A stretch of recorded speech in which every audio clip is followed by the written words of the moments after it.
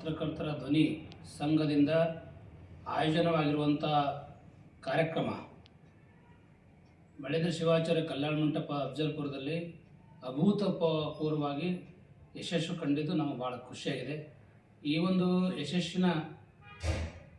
ಯಶಸ್ಸಿನ ಫಲ ಪ್ರತಿಯೊಬ್ಬರು ಕೂಡ ಈ ಕೆಲಸವನ್ನು ಮಾಡ್ಯಾರ.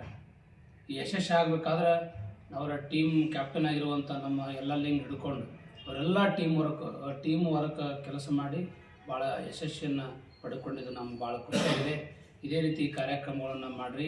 ಒಟ್ಟಾರೆ ನಮ್ಮ ಪಟ್ಟಣದ ಅಭಿವೃದ್ಧಿ, ನಮ್ಮ ರಾಜ್ಯದ ಅಭಿವೃದ್ಧಿ ಮತ್ತು ದೇಶದ ಭವಿಷ್ಯದ ಕುರಿತು ತಾವು ಈ ಕಾರ್ಯಕ್ರಮ ಹಮ್ಮಿಕೊಂಡಿದ್ದು ಭಾಳ ಸಂತೋಷ ಆಗಿದೆ.